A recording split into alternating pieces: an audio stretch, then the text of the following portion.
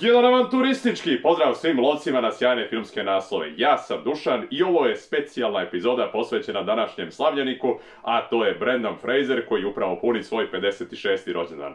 I naravno uz najlepše želje za buduću karijeru i za zdravlje, uspeh i sve drugo što sleduje, iskoristit ću isto priliku da konačno obradim ovu čuvenu trilogiju Mumija koja ga je učinila toliko slavnim, ali pre toga ću reći nekoliko detalja vezane za ovog neverovatnog glumca koji je toliko i talentovan i harizmatičan i jednostavno svi smo odrasli uz taj njegov prepoznatljivi lik i toliko je bio zabavan u tom periodu, a naravno isto je bio i vrlo dominantan i impresivan kada ga vidimo.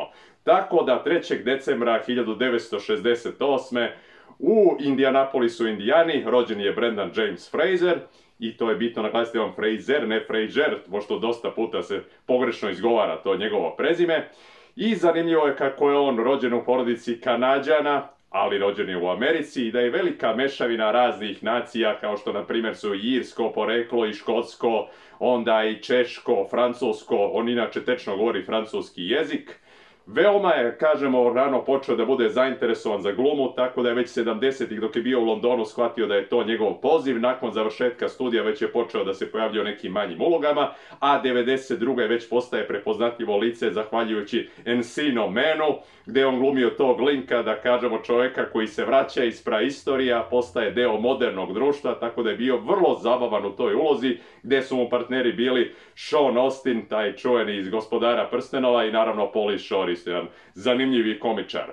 Nakon toga usledilo je Airheads, gde je delio ekran isto sa tad poznatim Adamom Sandlerom, i nakon toga nekoliko godina kasnije, nakon pojavljivanja u nekim sporednim ulogama, dobija veliku šansu u svojoj karijeri, zahvaljujući filmu Đorđe iz džungle iz 97. godine, baš taj Disneyev lik ga je učinio toliko poznatim i kada ga vidite, to je bila njegova najbolja građa u tom filmu, jednostavno ta fantastična definicija u kombinaciji sa tim osmehom i celokupne te akrobacije i sve drugo što je izvodio, bio je toliko originalan i dopadljiv u tom filmu da nije ni čudo da je već 2 godine iza toga dobio šansu da se pokaže kao Rick O'Connell u tom čuvenom remake-u Mumije. I zanimljivo je što je Mumija upravo i proslavila 25 godina postojanja ove godine, a eto, Brendan je zanimljivo što je čak bio u 2 remake-a koji su bili bolji od originala. Bedazzled koji je bio iz 67. a nakon toga je remakeovan u toj verziji iz 2000. godine, gdje je bio sa Elizabeth Harley, svi pamtimo kakva ona đavolica bila u tom filmu. A naravno opet naglasit ćemo isto i za Mumiju, koji je remake filma iz 1932. godine, gdje je Boris Karloff upravo bio taj Imhotep i bio toliko zanimljiv. Mada film nije bio toliki hit koliko je očekivano, s obzirom da je Universal mislio da će nastaviti sa tim nizom, s obzirom da su i krenuli sa Drakulom, Frankensteinom i tako dalje, međutim i posle Wolfmana Mumija već nije bila taj nivo. Uglavnom, ono što je bitno naglasiti ovdje da je se već odavno tad smatralo treba se odradi taj remake, imali su razni pokušaj u tom periodu, čak su mislili 92. da naprave sa Clive Barkerom i zamislite na šta bi ličio taj film kada čovjeku koji je stvorio Hellraisera i Candymana date odrešene ruke da se igra sa mumijama. Jasno je da bi to bilo jako brutalno i vrlo morbidno znajući Barkera, tako da je možda čak i dobro što nismo dobili tu verziju. Nakon toga Joe Dante je razmatrao da isto on preuzme to i opet znamo da je to čovjek koji je radio Gremline i tako te filmove iz tog perioda koje smo mnogo volili da gledamo kao Explorerse ili The Burbs i tako. To je bilo zanimljiva verzija gdje je on mislio da iskoristi Daniel Day-Lewisa, tog čuvenog trostrukog Oskarovca, da on bude Imhotep. Međutim i ta verzija je propala da bi nakon toga stigli do Stevena Sommersa koji za sebe imao knjigu U džungli i Deep Rising i dokazano je radio filmove koji su visokog kvaliteta, a opet veoma zanimljive avanture koje vas lako uvuku. Tako da kada su njega stavili na čelo i još mu dozvolili da oni napiše scenario za ovu verziju, onda smo dobili potpuno drugačiju priču koja je sadržala i elemente avanture, komedije, naučne fantastike, malo čak i romanse, tako da je sve to ovdje nabacano ovdje i bilo je veoma zanimljivo kada vi vidite te likove. I naravno, mnogi glumci su tu već bili u igri, kao što su razmatrali možda i Brad Pitt ali Tom Cruisa. DiCaprio je bio vrlo zainteresovan zbog plaže, nije mogao da učestvuje, tako da im je bilo povoljno da dođu do Brendana i on je prihvatio da bude taj Rick O'Connell. Tako da, zanimljivo je kada ga vidite u toj ulozi, koliko je on dominantno izgledao kao taj Rick. I bio je jedan i avanturista i vojnik i čovjek visokih moralnih vrednosti spreman da vrati ono što duguje, a kada se suočava sa tim Imhotepom i saznamo već na početku celokupnu tu priču koja vuče znači svoj početak iz Egipta. I zanimljivo je da onda vidimo tog Imhotepa, vrhovnog sveštenika, koji počini veliki greh zbog čega bude brutalno kažnjen, a nakon toga, posle već ovoliko hiljada godina, vraća se nazad moćniji nego ikad zahvaljujući tom prokletstvu, ali i dalje nije zaboravio tu svoju ljubav, Anck-su-namun, zbog koje je sve to i bilo, s obzirom da je ona bila faraonova žena, a on je već bio preljubnik sa njom, tako da kada vidite već koliko tu ima i neke drame, interesantno je što to kažemo, lik da je ovdje sporedno uništenje sveta u odnosu na vraćanje te ljubavi, jer njemu je cilj da sad nju vrati iz tog sveta mrtvih kada bude oživeo. Ali opet, da se vratimo dalje kako je došlo do tog nastanka, opet smo rekli, pored odabira samog Brendana Frasera, tu smo imali i Rachel Weisz, koja je bila, da kažemo, malo poznata u Americi, više bila poznata u Britaniji, kada je ona postala ta Ivy bibliotekarka. Moram naglasiti da do tog filma sam mislio da je Cameron Diaz nešto najsavršenije što sam video, ali posle kad sam video Rachel Weisz u ovom filmu shvatio sam da ima mnogo slatkiša na ovom svetu. Tako da je bilo prelepo vidjeti nju u takvu nekom izdanju, kako je ona ovdje izgledala i opet taj šarm koji je ona imala. I vidjelo se ovdje kako je tu izgrađen lik, veoma zanimljivo, da su iskombinovali karakteristike nekoga ko je bibliotekarka, znači posjeduje više knjiško znanje, ne jedan pravi knjiški moljac, ali opet ume da bude i smotana, ali vrlo sposobna i snažna u određenim trenucima. I jednostavno je prirodno snalažljiva. I to se može vidjeti isto i kod njenog brata Jonathana, kojeg glumi John Hannah, koji je, da kažemo, taj sitni prevarant i kockar, ali opet ima zlatno srce. I on ovdje i nije iskorišćen da bude kao jedan komični predak, nego više kao neko ko je u trenutku kada se od njega malo očekuje da mnogo i jednostavno spasi situaciju samom svojom pojavom ili nečim što mu je opet stajalo ovdje negdje u sećanju, kao na primjer A Manifest, za kojeg ćete vidjeti koliko je značajno kada se bude pričalo. I opet, celokupna ta priča koja se bazira na egipatskoj mitologiji, gdje smo imali impresivne scene akcije, veoma dobre vizualne efekte, pogotovo za period 99. godine, pogotovo kada vidite te peščane oluje sa tim ustima kada zine, ili sam Arnold Vosloo koji je ovdje bio Imhotep, koji je bio izuzetan u ovoj ulozi. I da kažemo isto, ovdje je, za razliku od one verzije koju smo imali sa Karloffom, gdje smo vidjeli nešto odbojno i čudno, imali čoveka koji je čak i bio vrlo privlačan i mogao je da, možete da razumete zašto je jednostavno on takav lik kakav jeste, razumete njegove ciljeve, porive, shvatate tu ljubav koju on posjeduje za Anck-su-namun, koju je ovdje glumila inače Patricia Velasquez, i dobra je stvar što smo posle u nastavku mnogo je dobili više u odnosu na ovu verziju koja je bila ovdje. I dok mi pratimo to njegovo uzdizanje iz mrtvih i sastavljanje posle te mumije zahvaljujući delovima koje je bukvalno kupio od onih koji su ga oživjeli, to je veoma bilo zanimljivo za gledanje, ta postepena njegova transformacija. I da kažemo, jedino što ga zaustavi jeste to što je trenutno alergičan na mačke, međutim kada se bude sastavio ceo, više neće biti zaustavljiv. I vidjet ćemo šta se sve dešava upravo u Egiptu u to vreme i kako izgledalo otkriće tog grada Hamonaptre i kakva je ta knjiga mrtvih i koje se sve tu tajne kriju i zašto on želi da zgrabi Evelyn i šta želi da uradi sa njom nakon toga. Veoma je sve to bilo interesantno pratiti to celokupno njihovo putovanje i kako pokušavaju da razotkriju sve te misterije koje se kriju ovdje u Egiptu. Prelepo snimljen film.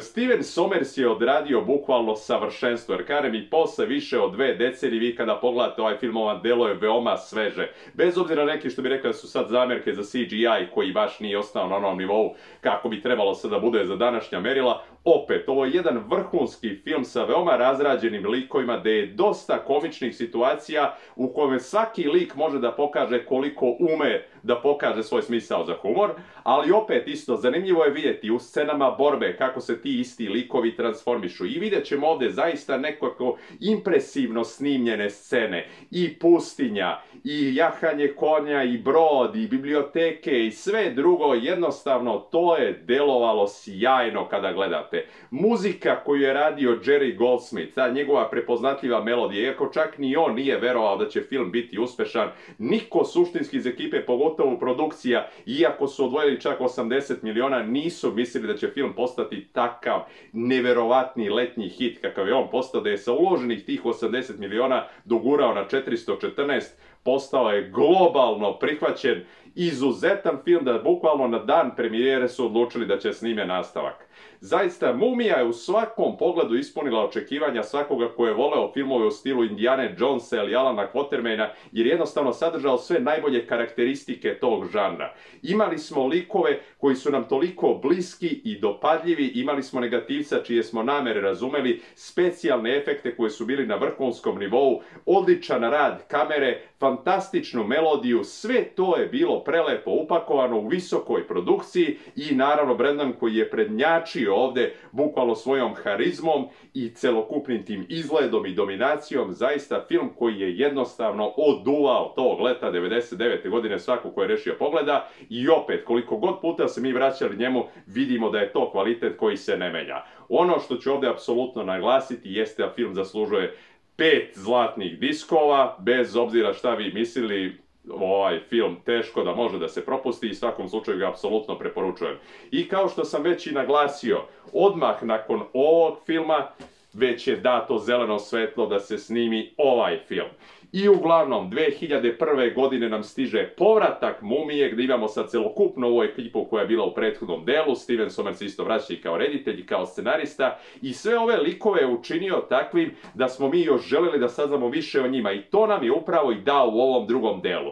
I zanimljivo je što sad radnja koja je bila u prvom delu smeštena u 20. godine 20. veka, sada se prebacuje u 30. godine i ne nadovezuje se kao što je bilo 2 godine ovdje, nego se prebacuje na 10 godina kasnije, tako da sad naši glavni likovi već imaju dete, malog Aleksa, koji je nasledio sve najbolje karakteristike svojih roditelja. I isto je bitno naglasiti, dopadljivost samog lika, pošto obično deca glumci nemaju tu harizmu kao što je na primjer imao Macaulay Culkin ili Elijah Wood. Ovdje je baš ispunio ta očekivanja, taj mali Frankie koji je došao ovdje, koji je toliko znao čak o samom prvom delu da su ga pitali često za neke savjete kada su snimali određene scene. I jednostavno celokupan taj svet je ostao na onom nivou u kojem smo očekivali od prethodnog dela i uzdignut na još više, jer je sve sad delovalo još bombastičnije. I kada dodate te neke impresivne scene borbe koje ste vidjeli u ovom delu, to je bilo fantastično. Ono što je odmah već zanimljivo na početku jeste da je se radnja vrtela oko jedne narukvice koja je pripadala kralju Škorpionu, a taj kralj Škorpion je bio niko drugi do Dwayne The Rock Johnson, kome je ovo bukvalno i bila prva uloga koja nije bila vezana za sve trvanja, odnosno WWE. Uglavnom, kada ga vidimo isto u tim kadrovima, vidimo da to nije ova kamenčuga kakvu danas znamo, već se tek polako oblikovao od onoga Roka kakav bi bio tad. I uglavnom isto kada vidimo te scene u pustinji, kako je to snimljeno sa tom ogromnom vojskom, i uglavnom koristili su čak 200 kaskadera koje su umnožili toliko puta da se dobije armija od nekoliko desetina hiljada i sve to vidite kako je to fantastično snimljeno. Sommers jednostavno zna da pravi takvu vrstu spektakla i kada mu date jednostavno platno na kome će da naslika takve scene kako ih je zamislio, to je jednostavno bilo impresivno za praćenje. Isto ovoga puta sada je preuzeo muziku Alan Silvestri, isto jedan od mojih najomiljenijih kompozitora, isto kao Jerry Goldsmith, tako da oba ova filma su zadržala taj visoki nivo što se tiče te prateće muzike koja je jednostavno toliko epska. I ceo film i deluje tako epski, i prvi i drugi deo, jednostavno ta njihova povezanost. I da kažemo, nakon što, pošto ne otkrivamo previše šta je se desilo sa Imhotepom na kraju prvog dela, uglavnom opet oživljava zahvaljujući jednom kultu u ovom drugom i sada zaključuje, ako već prvi put nije uspeo sa svojim planovima da oživi svoju onog Sun Moon,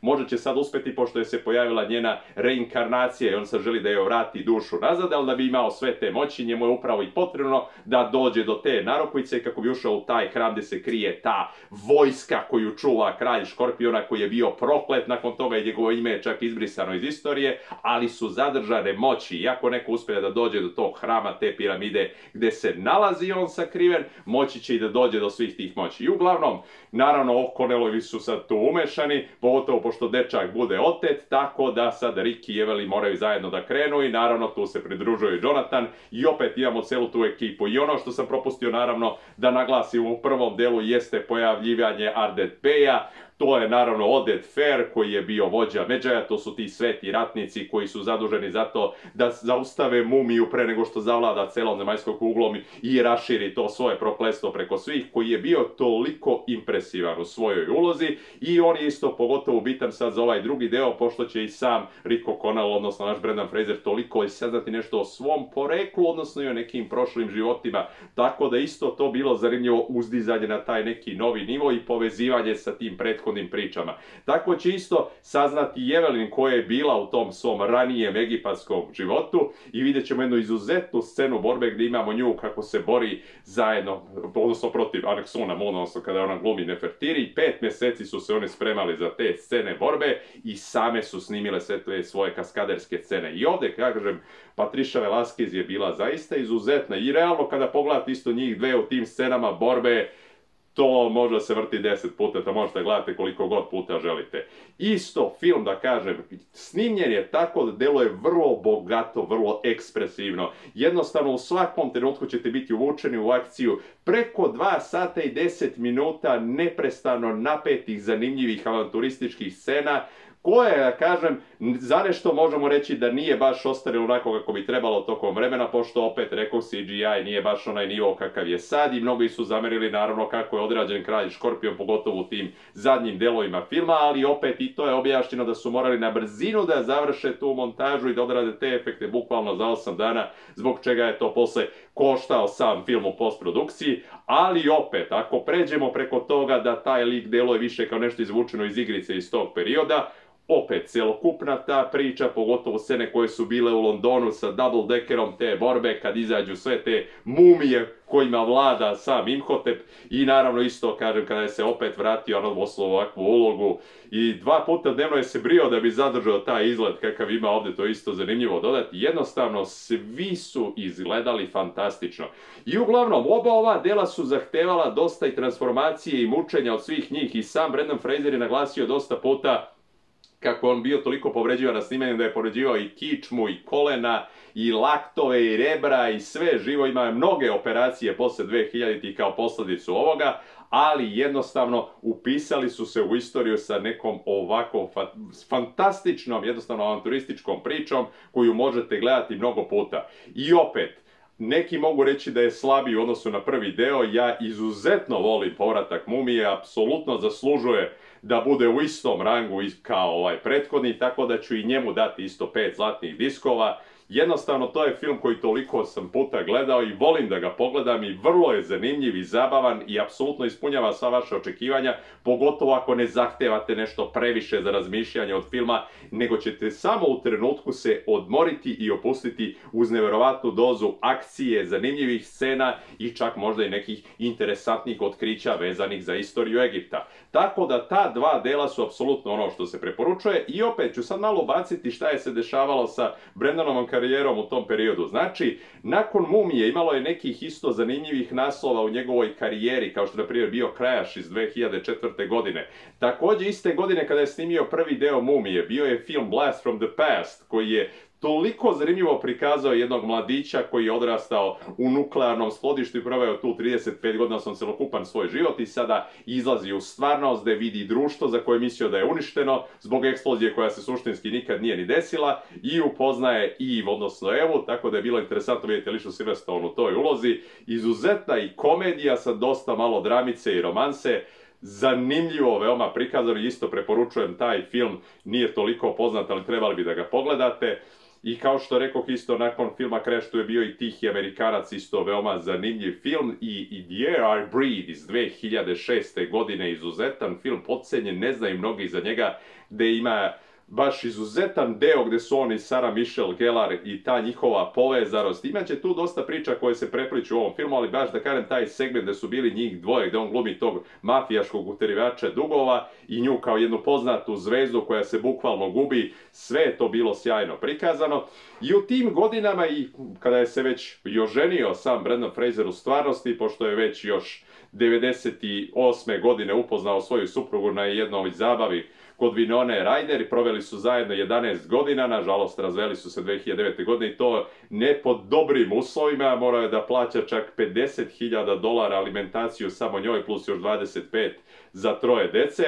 pošto je dobio 3 sina u međuvremenu sa njom i dosta tih stvari je i uticalo na njega što je se poslije i odrazilo na njegovu karijeru. Također je poslije izgubio majku, onda je pao u tešku depresiju, čak se navodi isto kako imao jedan okršaj veoma neprijatan s jednim muškarcem koji je, da kažemo, neka neprilagođenu mu ponudu dao, što isto, da kažem, baš ostavilo veliki utisak na njega.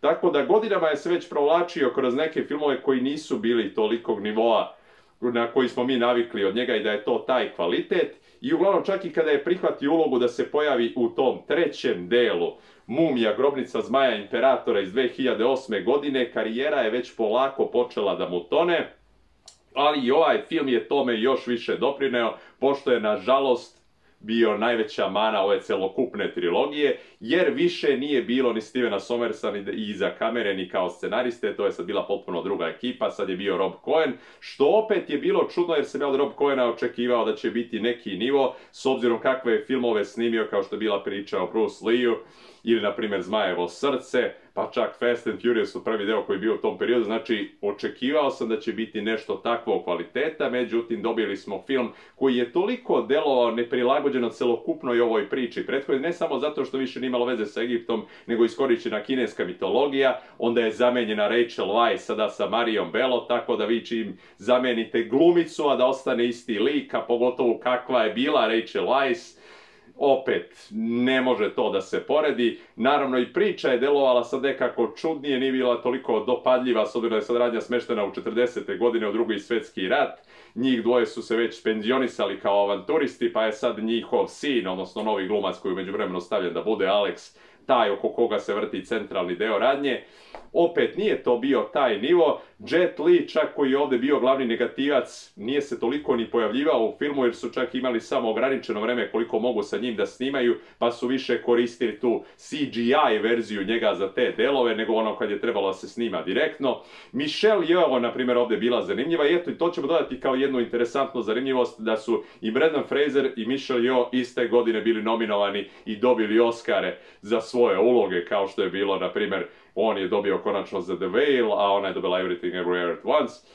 Tako da je bilo zanimljivo isto to kombinovati. I opet, ako pomenemo u samoj Mumiji, da je, na primjer, i Rachel Weisz isto dobila u međuvremenu svog Oscara za Constant Gardener 2006. godine, opet, eto, znači imamo gomilu Oskarovaca koji se sad nalaze u ovoj franšizi, a eto, taj treći deo je baš brutalno podbacio i vidjeli smo, karamo sad kada bi se ta priča prebacila na tu kinesku mitologiju i na tog imperatora Hana, koji jednostavno želi da postane besmrtan, pa onda koristi jednu čarovnicu da bi ostvario te ciljeve, međutim kada ona bude izdana od strane njega i shvati s kim ima posle, kada ubije ljubav njenog života, ona ga kazni na taj način što ga okameni zajedno sa njegovim vojnicima od terakote i ta priča je povezana isto i sa kineskim zidom i sa tim čuvenim figurama sa kojima je taj prvi car koji ga je izgradio sahranjen. Kako je sad do toga došlo, međutim u međuvremenu on oživljava i sada vidimo kako se je okolo strehi, napast, sve drugo šta može, šta je vezano za takvu priču kada se mumije takvog tipa podignu.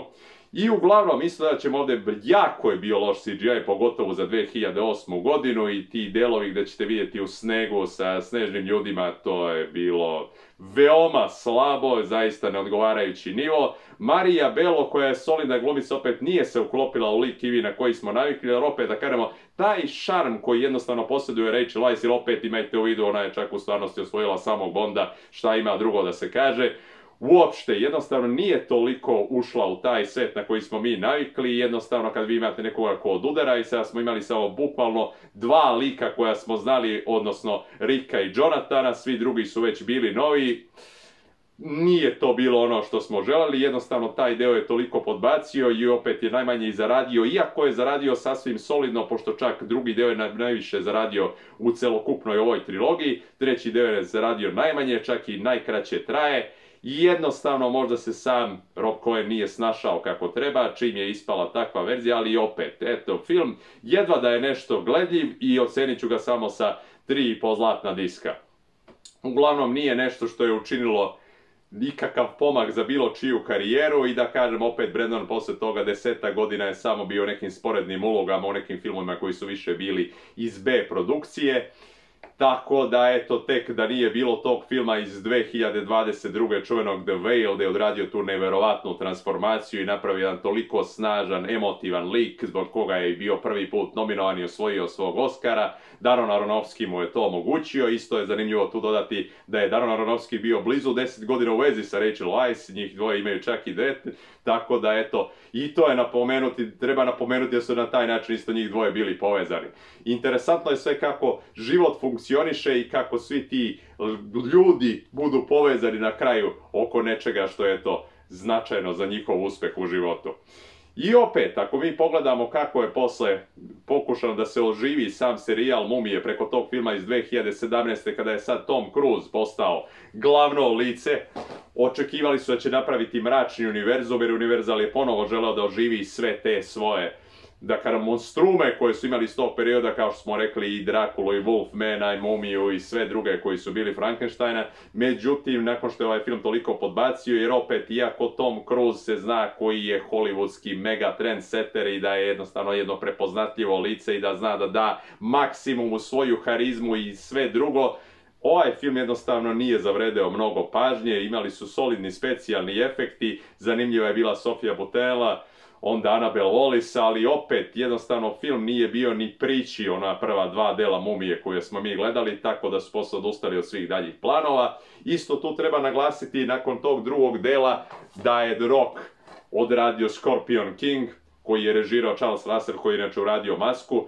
Meni je taj film uvijek bio jedna veoma zanimljiva avanturica, opet da kažemo, mnogi kažu da je guilty pleasure, ali zanimljivo je vidjeti uopšte kako je izgledao početak tog čuvenog kralja Škorpiona, kako je on postao to što jeste, i Rock je i pokazao maksimalno svoju pravu pravcatu harizmu sa ovim filmom, tako da je meni ovo ostalo u lepom sećanju, pogotovo isto zbog Michael Clark Duncana, a i Kelly Hu, nećemo da se lažemo, mislim, činjenica je i to. Nakon toga su sledili mnogi DTV direct to video nastavci koji su bili jako loši i apsolutno nisu vredni spomena.